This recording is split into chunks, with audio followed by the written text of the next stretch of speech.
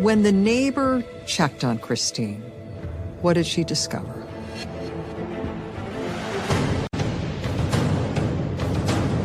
The victim lying on the floor. She had a large pool of blood around her head. It was a violent crime. You have a sex crime, and somebody shot her.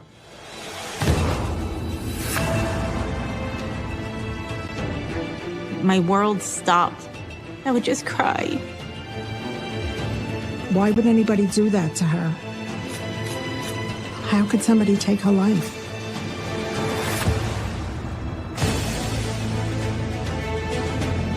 This man worked right next door to where Christine worked. He had a history of bad interactions with women. Wow. It's an awfully big coincidence. He said he's going to kill again, and when he does, I'm going to laugh. He didn't look evil, but he did something purely evil. What is the part of her story that haunts you the most? Christine was an innocent young woman. I made sure that the jurors got to know who Christine was and who she would have been.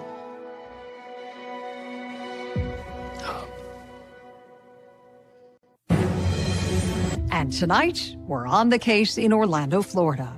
The city known around the world for the fun and adventures in its many theme parks is one of the last places you would expect to find a disturbing murder investigation. But that's exactly what unfolded here when police were called to the home of Christine Franke. The chilling attack on the young woman marked the beginning of a decades-long search for an elusive killer who was actually hiding in plain sight. October 21st, 2001. It was just before 4 on a breezy Sunday afternoon when a friend of 25-year-old Christine Franke set off a whirlwind of activity at the Orlando Police Department. What prompted her to call 911? Christine's roommate was out of town for business, and she was unable to get a hold of Christine over the telephone. So her roommate called and asked her neighbor to go next door and try to make contact with Christine.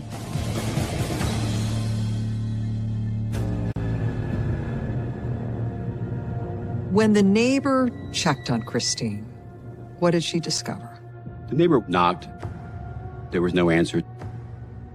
She opened up the unlocked door, and right there in the hallway was the victim lying on the floor, face down.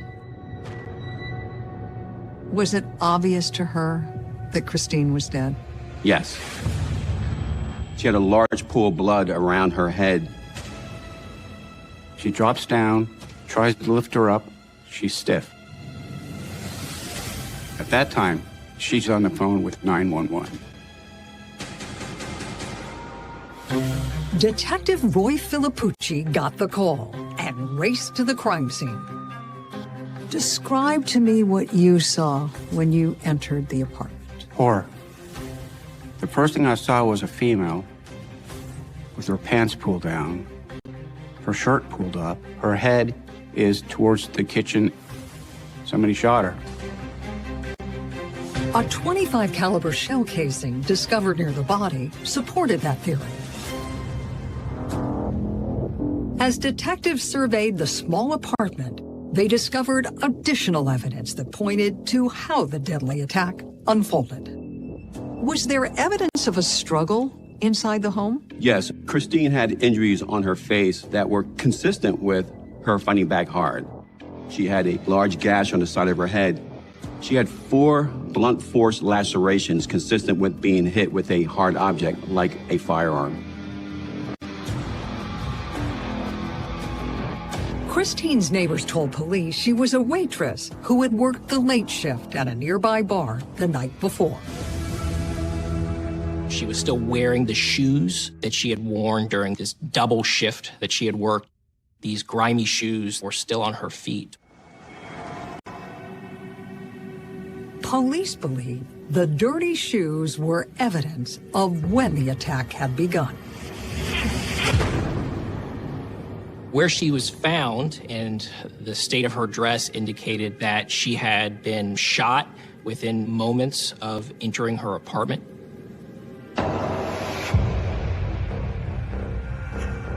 There appeared to be a backpack within 2-3 feet to the left of her, and items from inside that backpack were thrown out onto the floor and scattered, as if someone had gone through the backpack and emptied the contents onto the floor.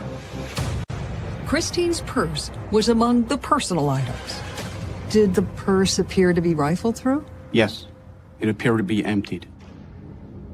At the time, did investigators believe that robbery was the motive? Robbery was the motive, but there was also the strong sexual component of the murder, with her clothes being taken off of her. The crime scene painted a terrifying portrait of Christine's final moments. In all of your years of homicide work, had you ever encountered such a violent scene?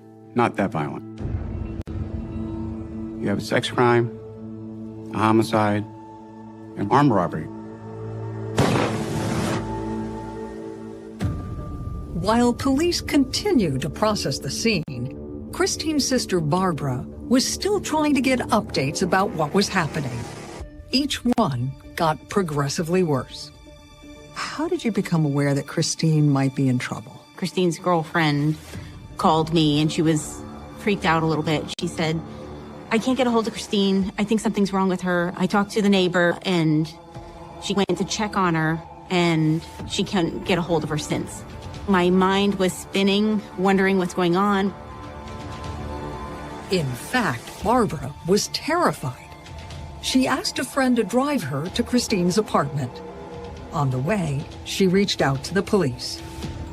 I thought, well, let me call 911 and see if they know anything. And they connected me to the detective on the scene. And the detective just told me, he said, I'm sorry, there's no easy way to put this, but Christine Frankie's dead from a gunshot wound.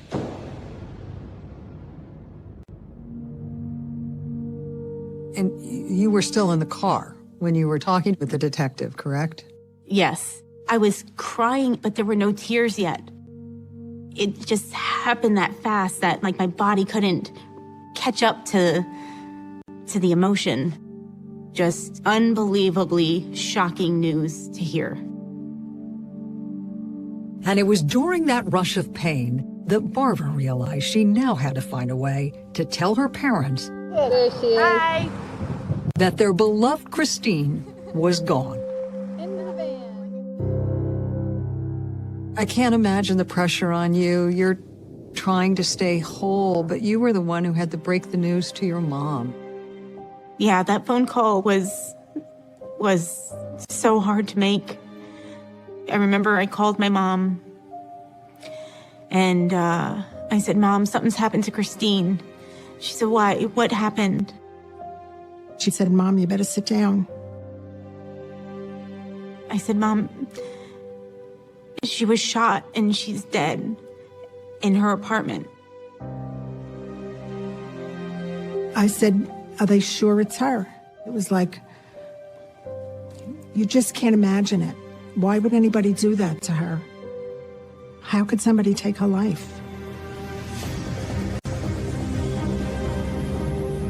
It was a question all of Christine's heartbroken loved ones were trying to answer as they tried to console one another in the parking lot. What is your most vivid memory of arriving at Christine's apartment complex? The crime scene tape and police flashing lights all over the place. It was like a movie. You can't believe what's in front of your face.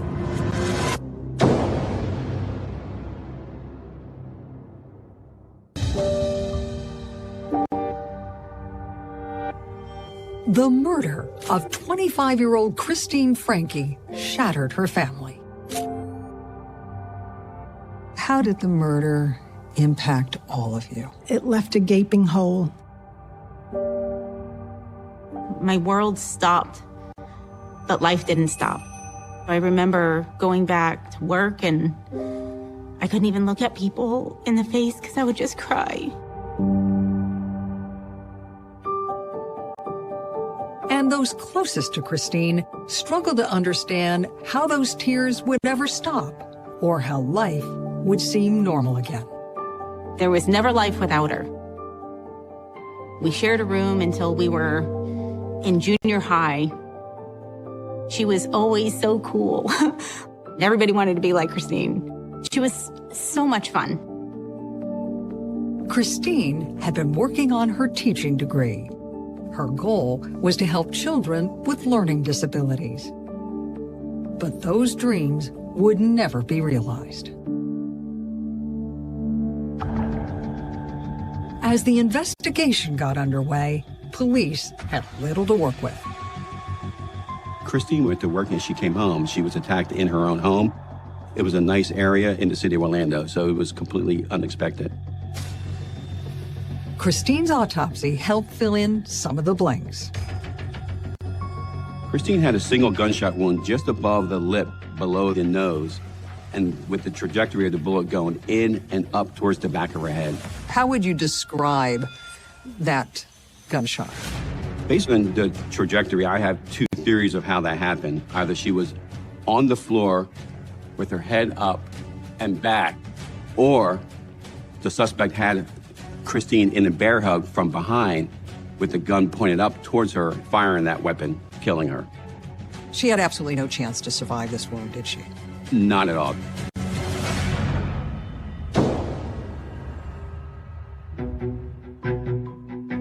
The 25-millimeter projectile the ME recovered was consistent with the shell casing found at the crime scene. Police hoped it might be a valuable clue. A .25 caliber handgun was very rare. Did they ever find the murder weapon? No, we entered the shell casing into the national database, but never did get a match. Although the medical examiner did not find conclusive evidence of a sexual assault, biological evidence was recovered. It's clear that there was a sexual component to this crime. Could a DNA profile be established from it? Yes, back in 2001, the detectives and the state crime lab were able to obtain a full STR DNA profile for the DNA left at the murder scene. What did the profile reveal? The profile was entered into the FBI national database, and it did not have a match.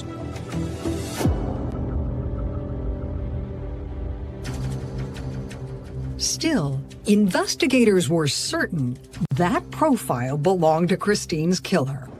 They went to work retracing her last known movements in search of a suspect to test it against. Where had Christine been the night before? She was at her restaurant that she worked at, and because her roommate was out of town, she figured this would be a great time to work a double and earn extra money. How did her colleagues describe her behavior that night? Everyone described that as a typical normal night at work. When Christine finished her second shift, it was close to 4 a.m. In these videos, you can see Christine leaving her employment at 3:51 a.m. with her coworkers. She is seen getting off the escalator with her supervisor. They follow each other for safety. It was clear from the surveillance cameras that Christine entered her car alone. Her lights go on the car. She leaves. But when you leave, you have to do a down ramp.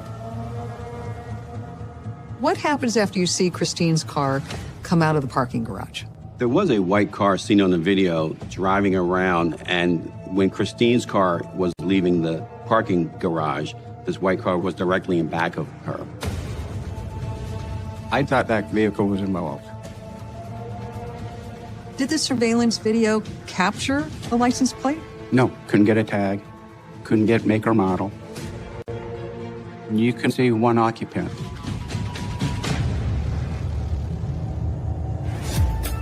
Police drove the route to Christine's apartment and determined it would have taken her less than 30 minutes to get home. Were there any surveillance cameras in the neighborhood? No, there were no cameras at all. Everything that happened between where she's last seen and when she's found is somewhat of a mystery. Could police find anyone who saw a white car that night that they hadn't recognized? No one saw a white car or any car. But a neighborhood canvass added weight to the theory that Christine had been killed within minutes of arriving home.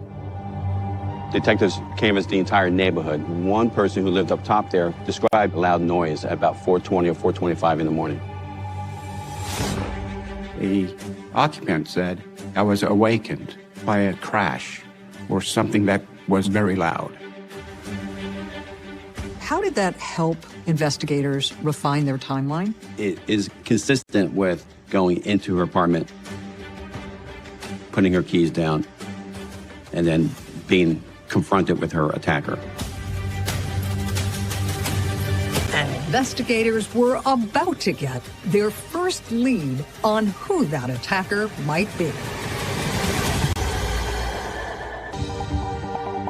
As news of Christine Frankie's murder spread, tips began pouring in. Police were sorting through dozens of calls when an arrest moved one man to the top of investigators' list. Who was the first person of interest? A gentleman that was a peeping Tom. He got arrested for looking into a window of a 14-year-old in the same complex. He lived about 5 blocks west of where Christine lived. In the interview room, the suspect denied any role in the crime. This was a shocking murder that was committed in the apartment complex. Were you surprised? He didn't seem to be aware that it had happened? Yes, he said he had no idea. He goes, I don't know her. Police were skeptical, but a swab of the Peeping Tom's DNA made it clear he was telling the truth. Were police able to eliminate him? Yes, he was eliminated from his DNA. Detectives continued to scour rap sheets and arrest reports for any potential suspect who might be connected to the crime. Then, several weeks into the investigation, their hard work appeared to pay off. The man's name was Matthew. He lived around the corner from where Christine lived, and he had quite the history that piqued the interest of the detectives. The man had been taken into custody for brandishing a knife. Matthew walked into a big box store waving a knife and began screaming he knew who killed the lady around the corner. When he got arrested, he said, I know who killed that girl that got killed. He said he's going to kill again. And when he does, I'm going to laugh.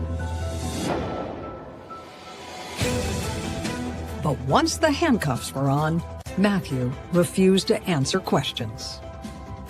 So he didn't repeat what he had been saying inside the store. That is correct, he did not. And a quick look at Matthew's troubling history with mental illness led police to believe he might be a suspect instead of a witness. Where did he live? He lived about 20 houses away from where Christine lived. This gentleman lived in a halfway house that was for people with mental instabilities. He had a history of bad interactions with women.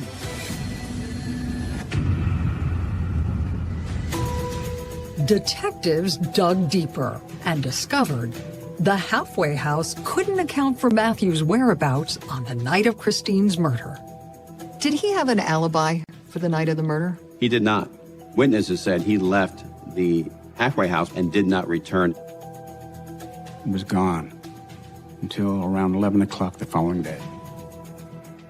Matthew became the #1 suspect.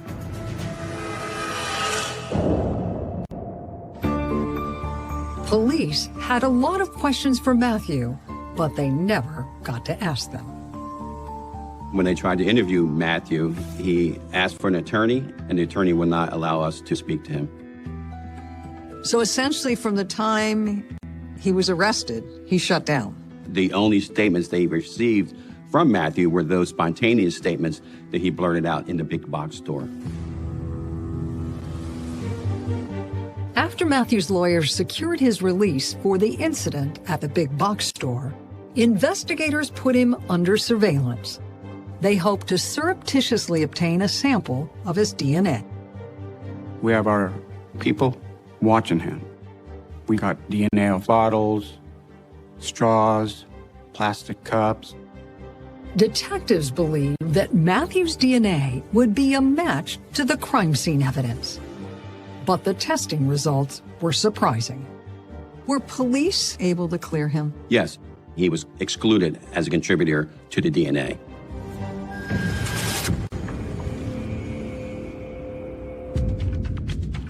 The investigation began to stall.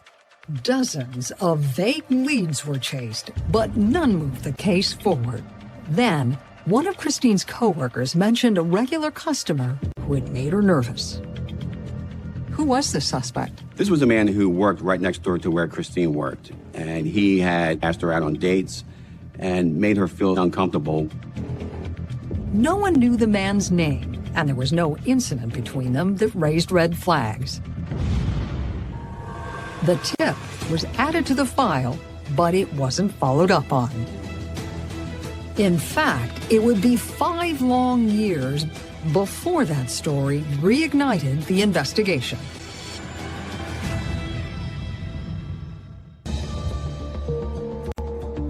Five years after the murder of Christine Franke, Detective Patrick Schneider took on the case.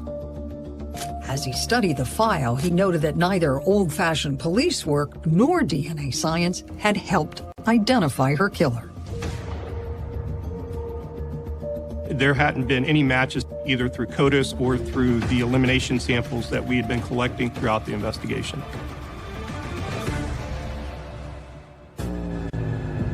Detective Schneider focused on tying up loose ends in the reports, including images of the car scene following Christine as she left work. What did you learn about the white car that was caught on surveillance video the night of the murder? That was one of the things that I ended up putting on my priority list. As he isolated potential suspects who had not been cleared during the original investigation, his curiosity about the driver of that car grew. Not so much because the white car appeared to follow her out of the garage, but because of the connection to her place of employment where there was an issue with somebody harassing her. The lead about a mystery stalker had few details.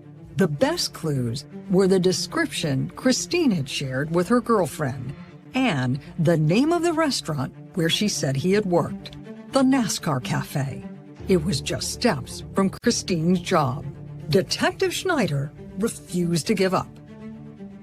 How did you go about trying to figure out who he actually was? I subpoenaed the records for every employee that worked at NASCAR Cafe leading up to the time of the murder.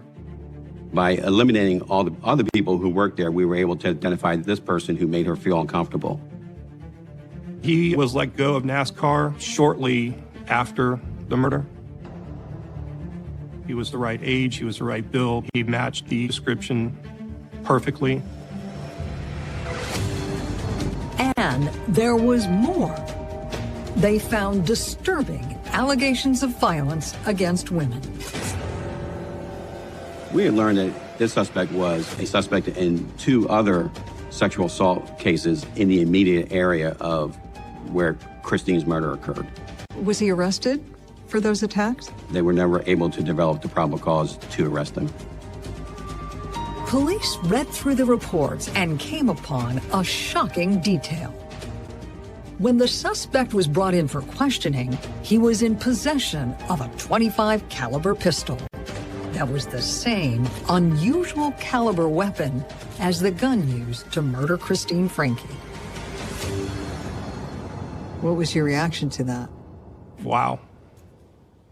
I mean, it hits you hard when you see something like that and you say it's an awfully big coincidence. Police quickly discovered more evidence that appeared to connect the man to Christine's murder, including the white car he drove back in 2001. He had owned a vehicle back then that was very similar, same color, same shape, same style. Police believe they now had enough unanswered questions to confront their suspect face to face. In your mind, what made him such a strong suspect? The fact that he had been a person who was repeatedly harassing her. There was the potential that he was in that white car and followed her home. He had a history with that type of weapon. All those things combined was just a little bit more than just coincidental.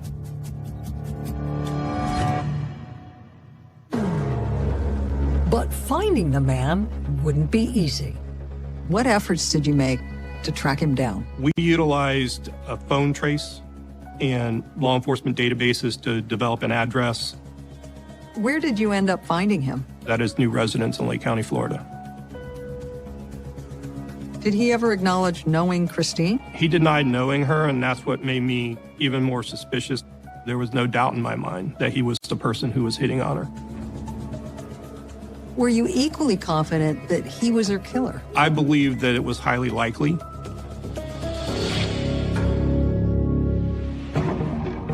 That hunch got stronger when the man refused to volunteer a DNA sample. What did you make of his lack of cooperation? I'm thinking, well, there's a reason he doesn't want us to have his DNA. Then investigators produced a warrant that made his cooperation mandatory. How did he react to that search warrant? He was pretty angry. It definitely got my hopes up. Police then sent the DNA in for comparison testing and began a painful wait for the results. Take me back to that moment when the testing results came in of his DNA against the DNA from the crime scene. He was totally eliminated. I was frustrated because I felt confident he was a really good suspect in this case. Once he was ruled out, where did that leave the case? We were right back to ground zero again. No leads to follow up on, no suspects, just a DNA profile located at the scene.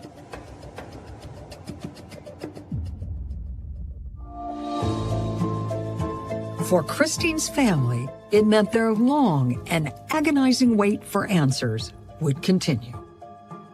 I'm wondering, during those many years, if you lost faith that this case would ever be solved. I thought, this person has to commit another horrendous crime. They just have to do something bad enough that they get caught, and then we'll know who did it. They would call me periodically and say they had a picture of her in their office. They haven't forgotten about her, but there's nothing. There's no leads, no clues. You think that's it? I'm not going to find out. You just figure out how to live your life knowing that you might never find out who did this.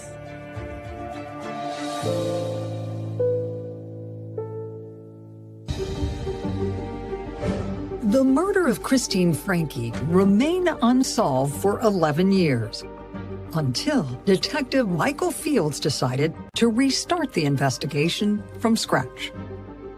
What is the first thing you did to try to advance the investigation? I had to think outside the box. The traditional methods of using the DNA weren't working, so I had to find a different way. At the time, consumer genetic ancestry services were just becoming popular. And Detective Fields was among the first who saw the possibility of using the public databases for law enforcement. In 2013, the plan was revolutionary.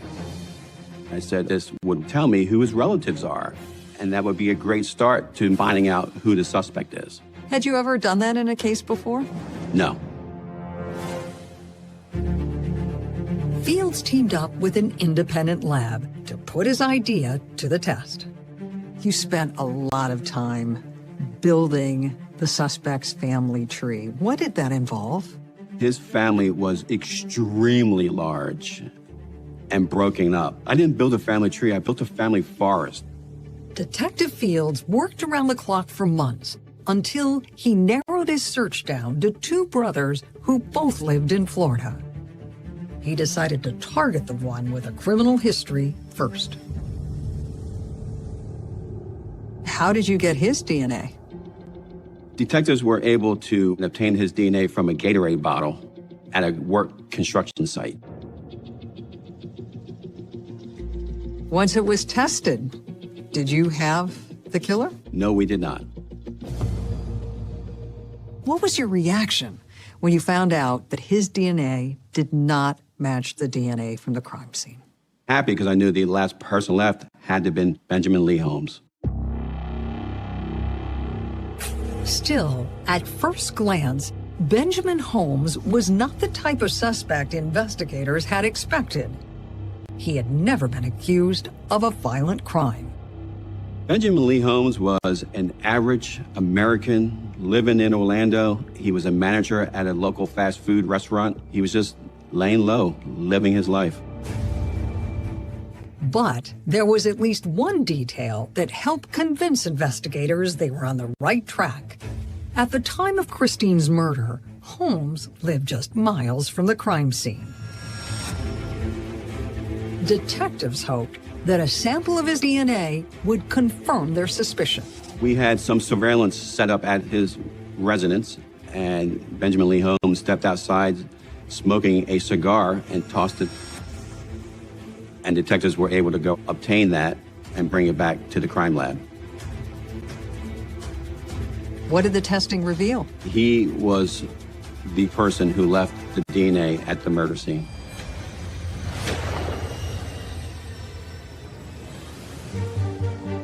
In November 2018, 17 years after Christine's murder, Orlando police arrested Benjamin Holmes. It was full steam ahead. In the interrogation room, detectives confronted him with the DNA report. It says that you are the person that left his DNA at the crime scene. I don't even know what crime scene you're talking about, sir. This is the apartment here. You've never been inside that apartment? No, sir. Did he ever admit to knowing Christine? He denied ever meeting her. Let me show you pictures of Christine Frankie.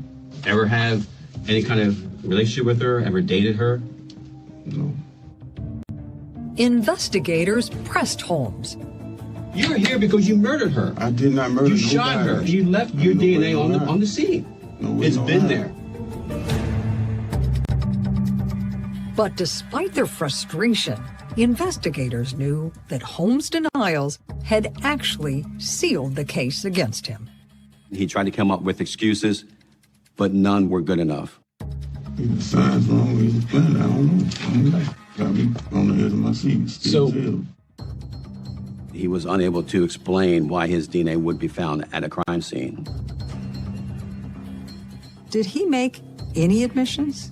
Not a single admission. He never wavered from his position that he didn't know Christine and that he wasn't involved in this homicide. Still, investigators believe they had compiled a powerful case against Holmes. He was charged with first-degree murder with a firearm.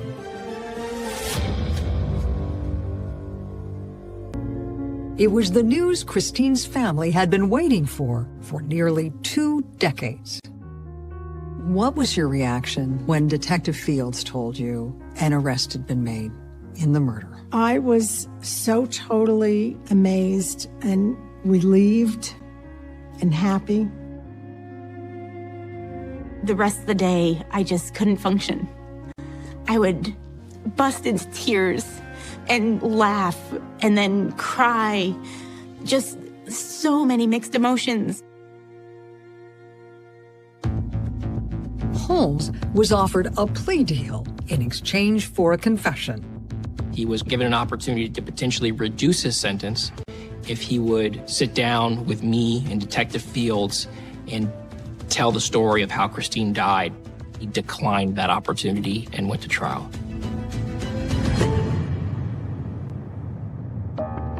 Prosecutors believe that Holmes' choice was a big mistake, and they proved it at trial.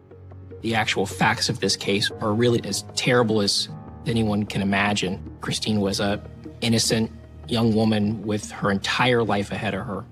I made sure that the jurors got to know who Christine was and who she would have been, and who he took. Your emotions are quite raw when you talk about Christine. What is the part of her story that haunts you the most? She was just coming home from work, and she encountered Benjamin Holmes, and she lost her life.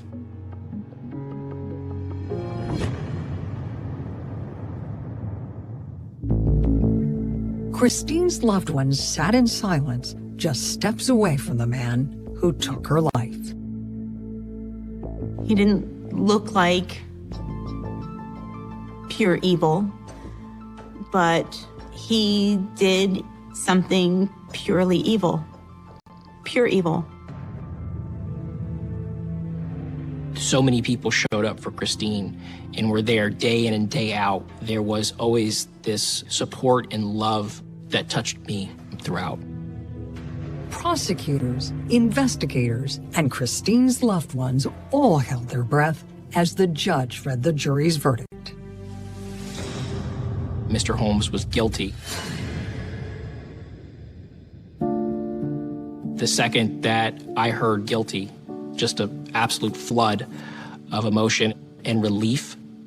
I took that moment to turn back and to look at the family and saw what that meant to them. Christine finally got peace, and the family got peace. How relieved were you when the guilty verdict came down? I felt like a weight was lifted off my shoulders. I didn't have to carry the burden anymore. I was thrilled.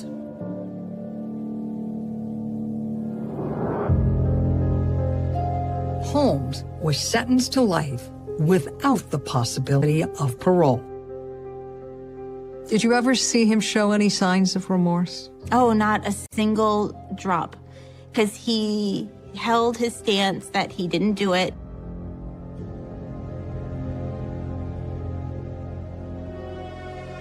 Although Holmes has maintained his silence, investigators have a theory of how the crime unfolded.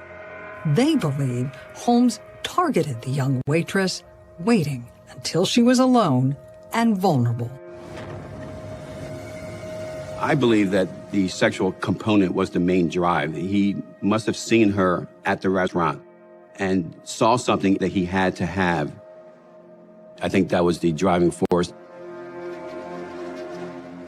And the robbery was just a bonus.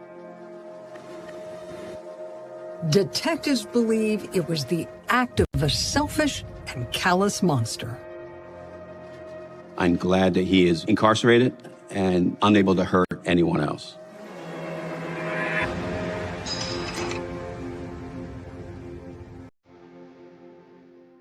Christine's family feels a deep connection to Detective Fields and the other investigators on the case.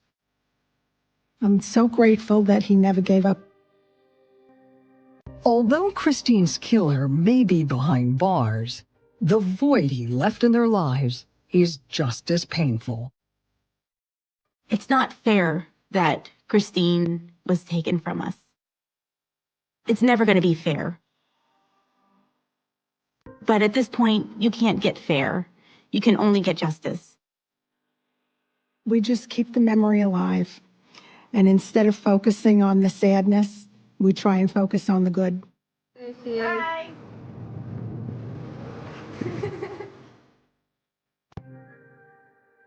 I wish she would have had a chance to meet my kids. It is a gaping hole in our family.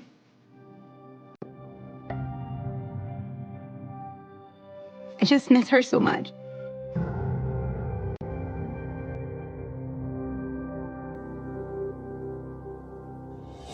Every Every year on Christine's birthday, friends and family honor her love of fashion by buying a new pair of shoes and displaying them on social media.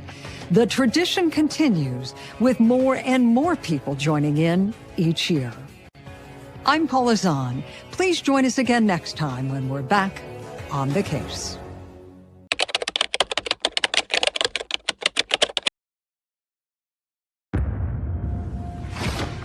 What did you think you were dealing with? With the ligature around her neck, her pants down, it appeared to be a sexual predator. It was very violent. She went through hell out there. We knew that it was somebody that was really sick. We had daughters that were in fear of their safety. There was a lot of concerned people.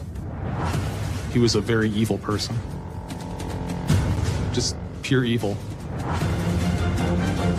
Another girl was murdered. This happened again in our town.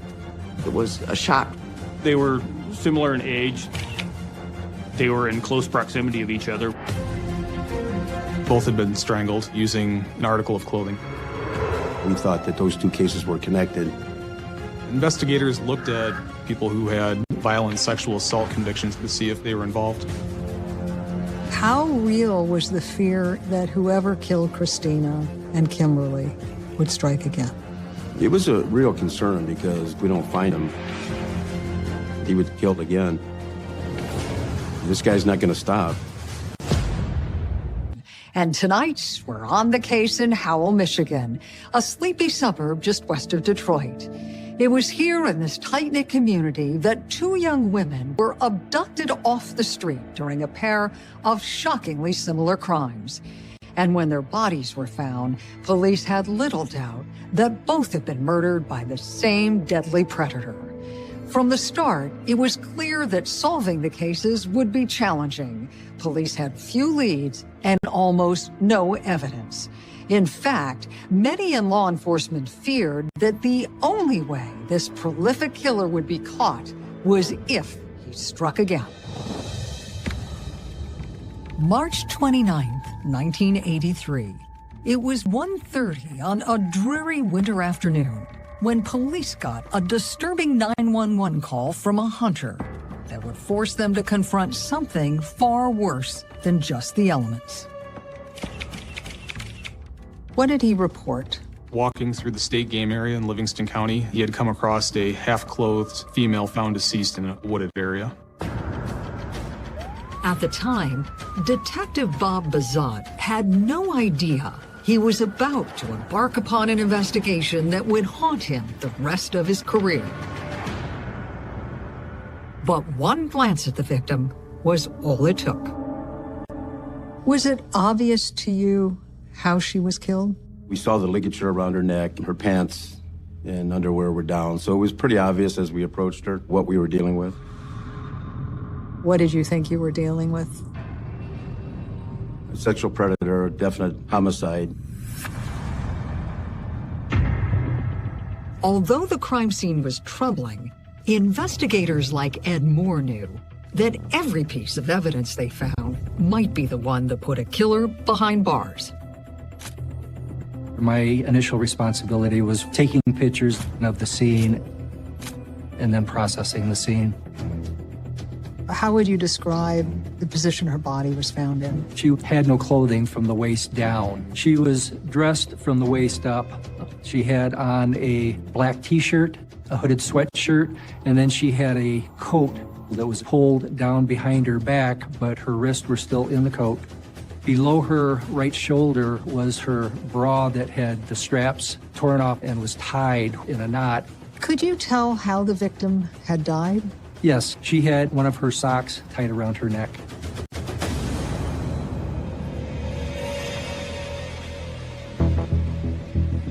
Detective Ed Moore carefully collected the other articles of clothing scattered near the victim. Her blue jeans and one shoe and sock was within 10 to 15 feet to her left side, and her other shoe was approximately 35 feet away from her.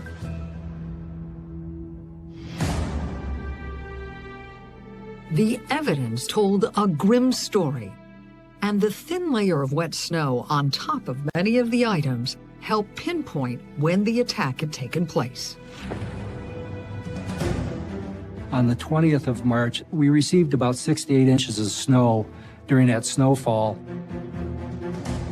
But it hadn't snowed again for more than a week. So we figured that she was at that spot before the snow started because she didn't have any snow underneath her. Police studied the ground around the area for additional clues. Were there any obvious signs of struggle in the area around where her body had been found?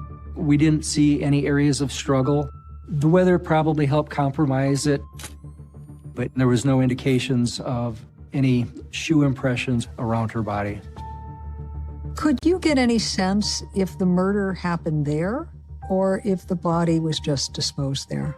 We figured that the body was disposed there. She was placed there. The murder could have happened just about anywhere? Yes. And the lack of a crime scene was just one of the factors that made it clear the investigation would be challenging. Did the victim have any identification on her? No, and we had not heard any reports, so we didn't know where she was from. Investigators could only hope that a review of the statewide missing persons database would fill in some of the blanks.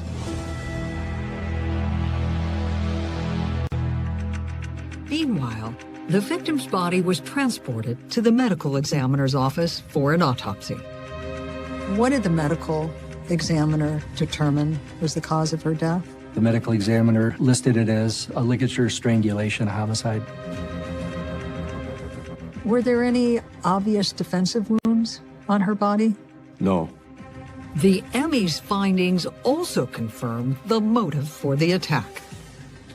The medical examiner concluded that she was sexually assaulted. Was biological evidence found? Yes, it was. We took semen, but technology wasn't nearly what it is today. What was the best you could hope for through testing of that evidence? Back then, all you're identifying is blood type. The troubling evidence detectives saw at the crime scene and the details in the ME's report weighed heavily on them. This could very easily have happened to any of our daughters. It becomes much more personal. I had 3 daughters, so it gets to you. Not only being sexually assaulted, but being strangled to death with her own clothing and then being left in a field. She went through hell out there. While detectives struggled to put those emotions aside, their colleagues had uncovered a solid lead. Reports of a missing teenager who had disappeared from a neighboring community 9 days before their Jane Doe was found. She was taken from Redford, Michigan, which is about 50 miles from Howell. The missing person in that case was 19-year-old Christina Castiglione, and the photograph officers were given erased any doubt that she had been the victim found in the field.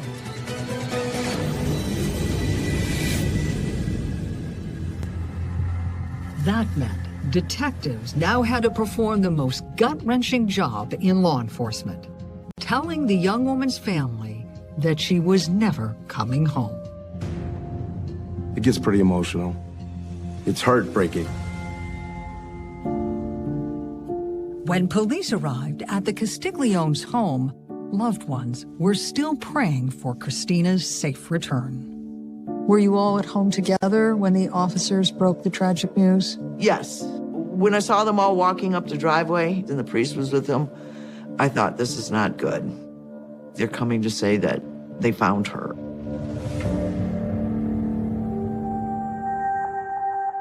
The news of Christina's death shattered her family. I do remember my dad hollering at the priest and told him to get the hell out of his house, because if there was a God, his daughter would be with him today. For Anna, then just 20, it seemed impossible to believe that her younger sister was gone. It was a hectic time. We had detectives in and out of the house. It was a shock. Christina had just graduated high school. She was loved by everyone she knew. How would you describe Christina's personality? She was a very social person, very caring, loved animals, loved children. She did a lot of sports. In the summertime, she would teach children basketball. Just a real good person. But instead of looking forward to a lifetime of celebrating birthdays and milestones with her sister, Anna was now answering questions about who might have wanted Christina dead. They were talking to me about people I used to know. I said, I have no idea who did this. Everybody loved her. Anna and her parents told police that Christina had no enemies, and there was no reason for her to have been in that state park 50 miles away. We had no idea why she would have been where she was found.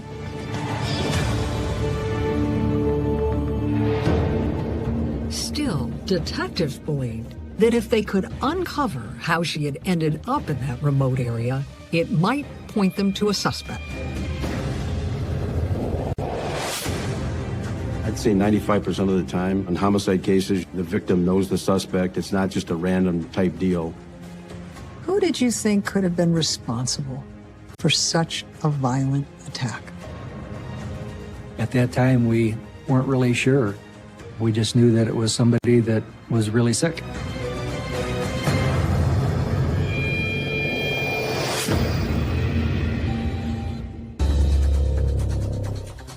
Police investigating Christina's murder went back through her missing persons case file and read it cover to cover. It was already more than a week since the teenager had disappeared, so Detective Bob Bazat knew he was playing catch-up. What were some of the first steps you took in the investigation? We were trying to talk to as many people as we could, tracing her steps, who's the last person that's seen her. Redford Township worked with us on trying to piece back together what may have happened.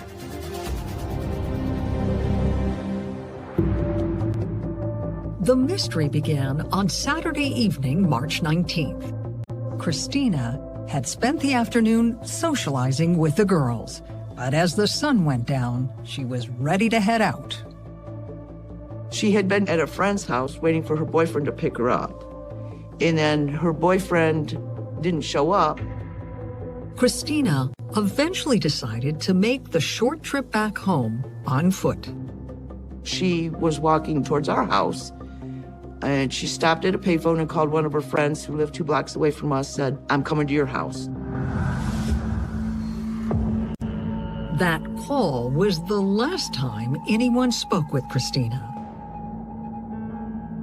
But it wasn't the last time she was seen.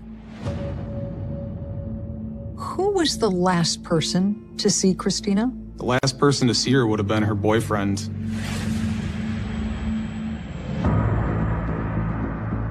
According to Christina's boyfriend, he had seen her from a car he was in with several people as she made her way up the road towards her friend's house.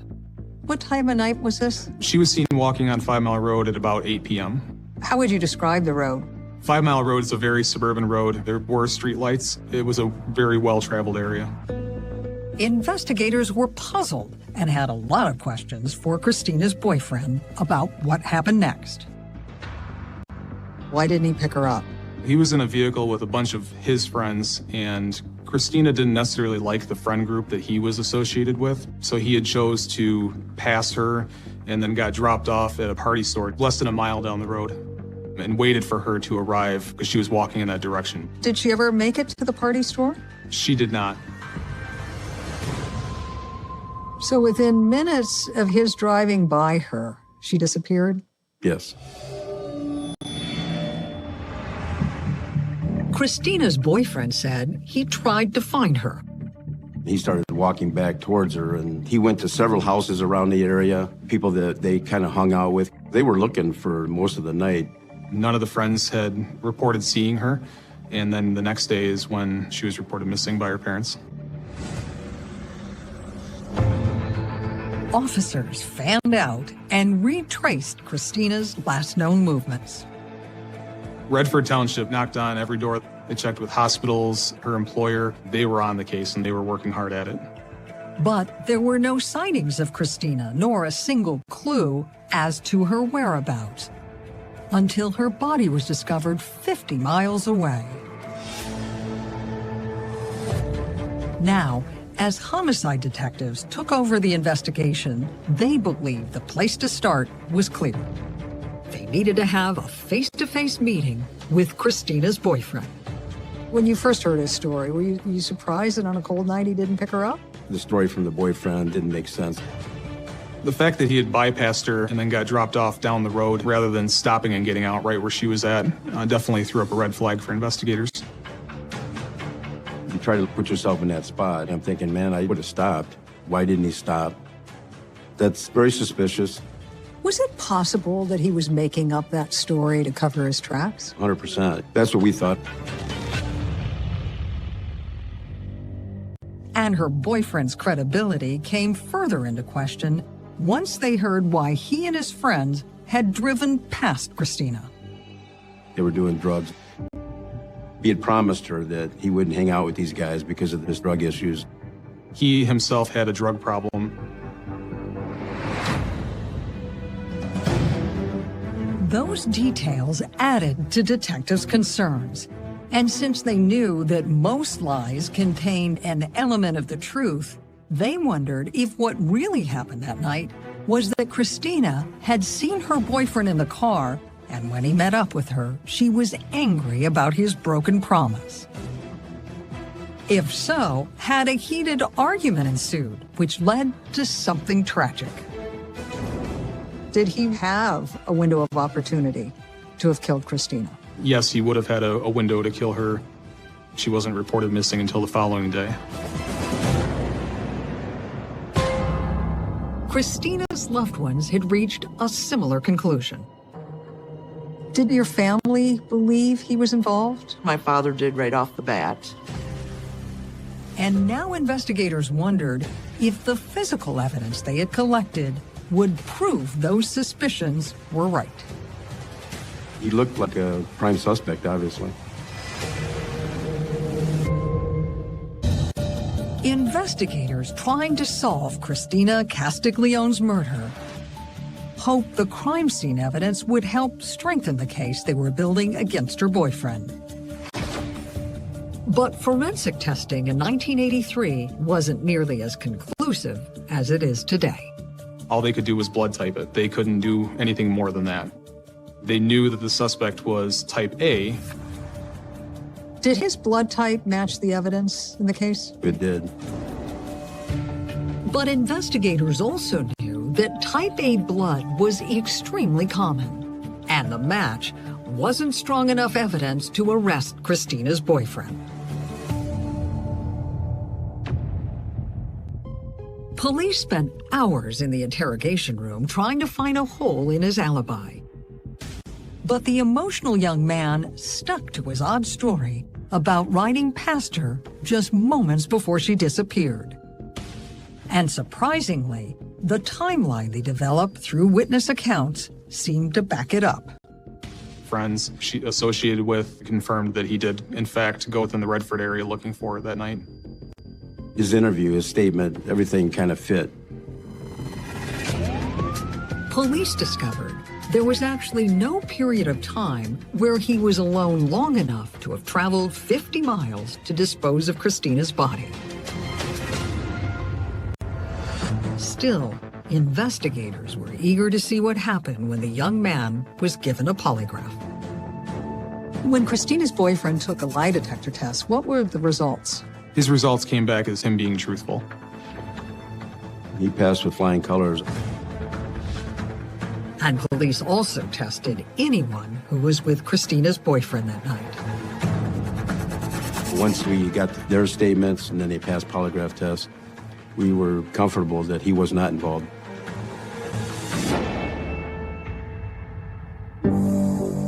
The results put investigators back at square one. What did investigators really have to work off of? Just the boyfriend's statement that he had seen her walking, but she never showed?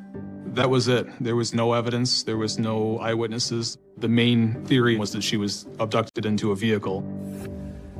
It was just whether or not it was a stranger or somebody she knew. Could you find anyone who would have had a reason to hurt Christina? Well, there was a lot of time and effort put in just trying to develop suspects, but we couldn't find anybody that would want to harm Christina. It was difficult because how do you investigate something where there's no evidence and there's no tips? It's basically boots on the ground, detectives knocking on doors. Everything was a dead end. Desperate for a lead, investigators turned to the State Police Behavioral Science Unit, hoping they could learn more about the type of person they were looking for. Did investigators believe that whoever killed Christina had likely killed before? Yes, they believed that it was somebody who had done this before, somebody who had a propensity for violence, somebody who was a sexual deviant. Detectives poured through dozens of case files from crimes in the surrounding areas, searching for attacks that might match their killer's MO. And their hard work paid off when they discovered an eerily similar abduction and murder of a 16-year-old that had taken place a year before Christina's murder. In fact, the deeper they dug into the attack, the more likely it seemed that it had been committed by the same perpetrator. Similar circumstances, a similar age female had gone missing. Both of them had family in the same area at the time, and both were found deceased, sexually assaulted. The locations they were taken from, it just kind of made sense that they were connected. It seemed like the clues were a huge break in the case. If investigators were right, they were now on the hunt for a deadly predator who had already killed 2 young women. But it also raised a chilling question. Was it just a matter of time before he struck again? As investigators continued to work around the clock trying to solve the murder of Christina Castiglione, their focus shifted to a brutal homicide that had taken place almost exactly 1 year before. The victim in that case was 16-year-old Kimberly Louiselle. What were some of the similarities between Kimberly and Christina's cases? They were similar in age. They looked very similar and were in close proximity of each other. The operating theory at the time was that she was abducted into a vehicle. And just like Christina Castiglione, Kimberly's body had been found partially clothed in a field far away from where she was last seen. Both of them ended up in 2 separate state-owned lands. According to the medical reports, she had been beaten, she had been repeatedly raped. It was a brutal end of Kim's life.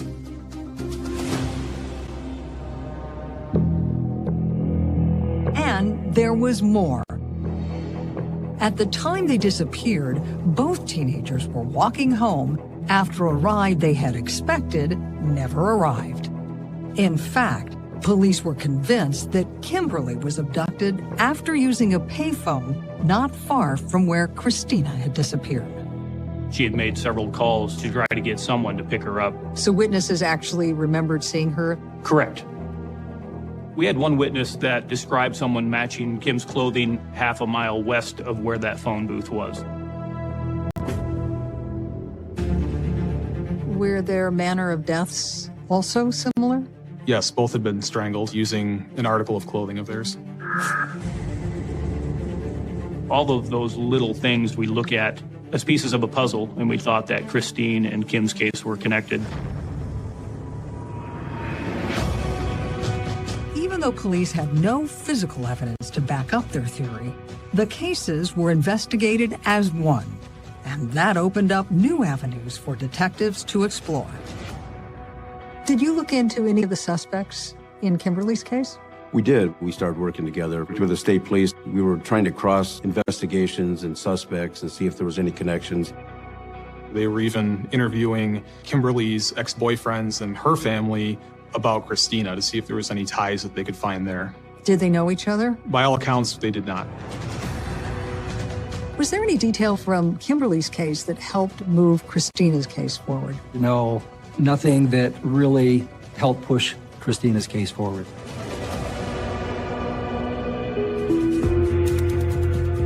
Police found the lack of progress troubling. And it was even more disturbing for the parents of teenage girls in Livingston County, who were forced to wonder if their child might be next. There was a lot of concerned people when you'd walk down the street and people knew that you were law enforcement, wanting to know, have you found anything? We had daughters that were in fear of their safety. The urgency was very high. You have 2 victims, and this guy's not going to stop unless he's caught. Did any promising tips come in? None. The tips that came in were people who believed they saw something, who wanted to give a name that they thought of somebody who could be involved, but ultimately they were all ruled out. For detectives like Bob Bazat, every name scratched off the list was painful. The unsolved cases never left his mind. Is it true that you've had a picture of Christina on your desk? Yeah, just as a reminder to make sure I did something every day on her case. Nothing detectives did brought them any closer to identifying a suspect. It was a helpless feeling. Anytime that you can't bring closure to a family on something this horrific, it is frustrating because you're looking for answers to help the family. But police had nothing that even resembled an answer. And with each passing day, their fears of the call that would report the killer's next victim grew. Detectives were very concerned that they had a serial predator on their hands. Did he strike again? He did not. It just stopped in 1983. Did that surprise them? It did. Investigators just didn't understand how one person did multiple murders and then just stopped. Although detectives were obviously relieved that no more teenagers were murdered, it also meant that their chances of finding a vicious killer were slowly fading away. Did the investigation hit a standstill? Yeah, in about 1986, tips stopped coming in.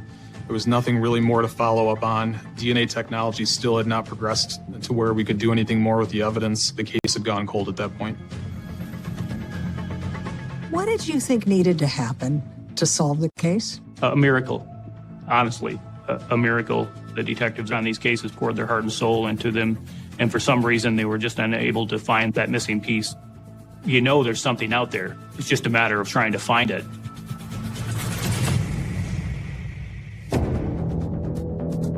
But for decades, the big break investigators needed to crack the cases remained out of reach.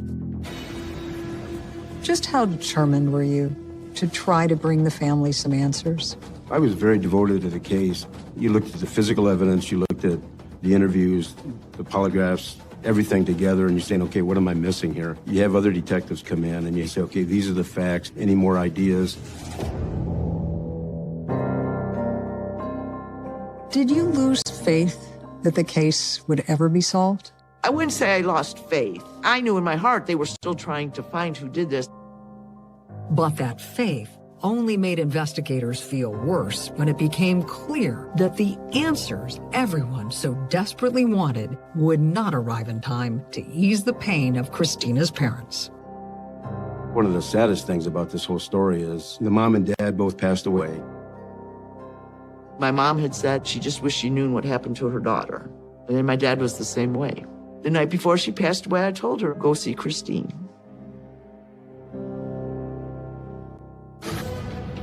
Still, Anna remained committed to getting justice for her sister and Kimberly.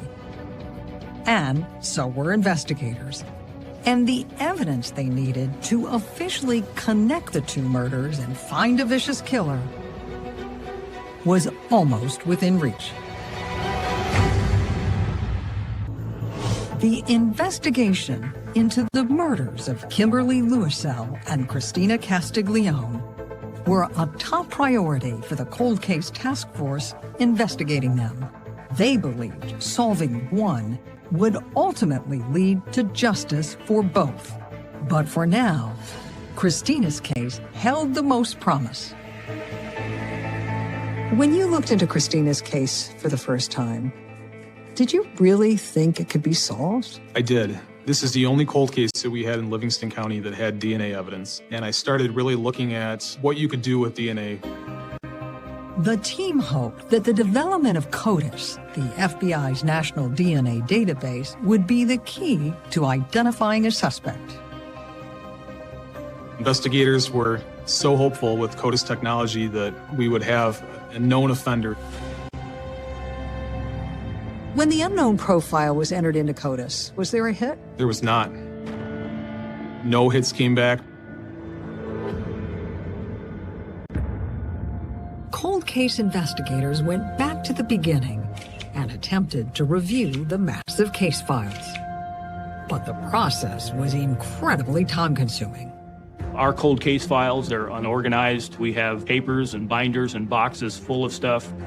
The problem seemed like it might overwhelm the effort until Detective Sergeant Larry Rothman reached out to the Michigan State University's Criminal Justice Program.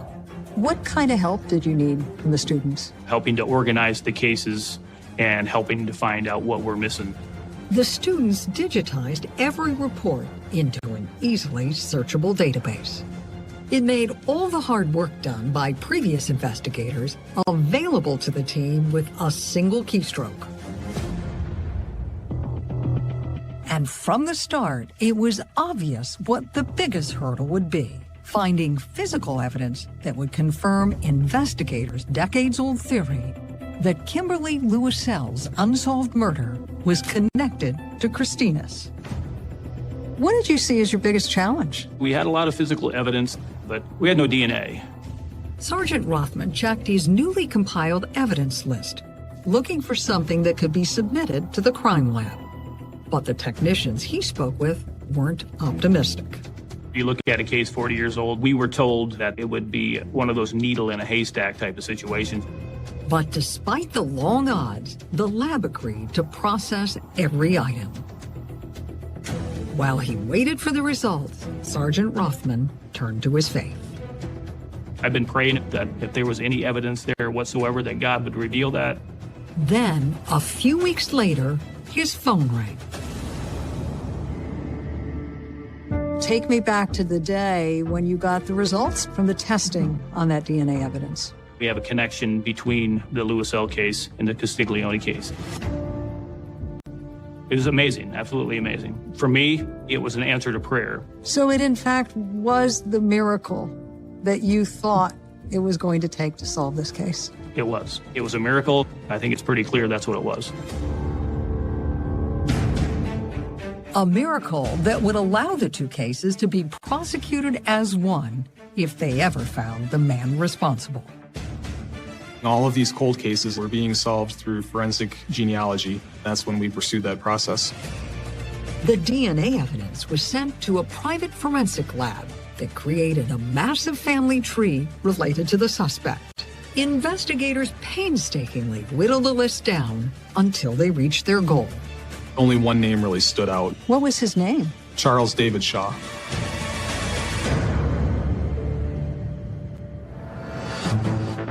As detectives dived into Shaw's past, they were convinced they were on the right track. What did you find out about him when you looked into his background? I started looking in all of my databases, and we immediately located an arrest record in 1981 where he was arrested for attempted abduction of another female. What were the details of that attack? The woman reported that she was in a McDonald's parking lot in her car, and a male approached her at her driver's side window and sprayed some sort of chemical irritant into her face and then tried to pull her out the window of her vehicle. The victim managed to fight off Shaw, and as he fled the scene, she got a good look at his car. She was able to get a good make and model of the vehicle as well as a license plate, and investigators caught up with him a short distance away from where the incident occurred and arrested him. And how much time did he serve in prison for that? He actually didn't go to prison. He spent about 2 weeks in the Livingston County Jail and pled his case down to 2 years of probation.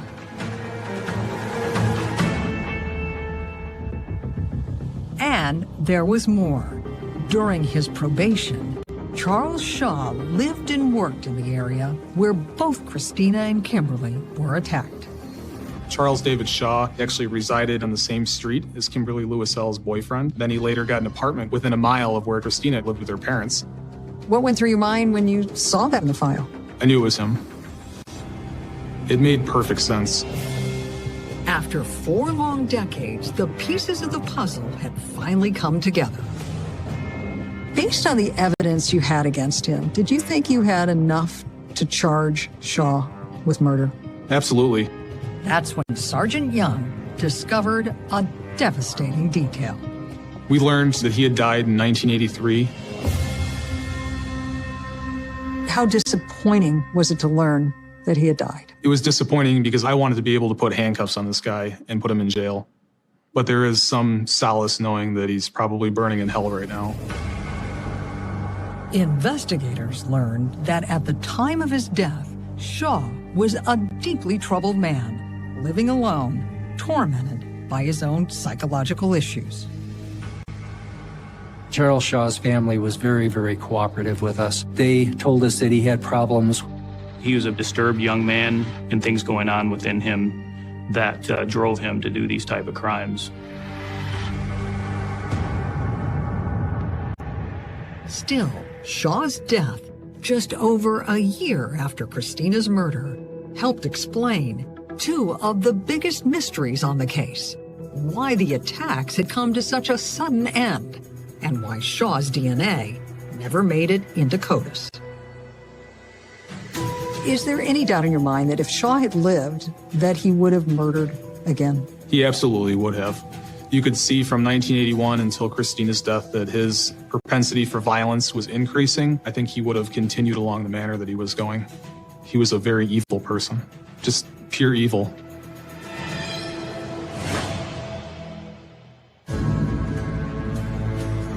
Shaw's death also meant there are questions that will never be answered.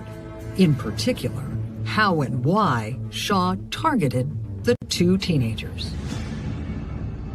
What do you think happened on the night of Christina's abduction and murder? I believe, based on the 1981 case and the way that he operated, that he used some sort of force to control Christina and order her into his vehicle.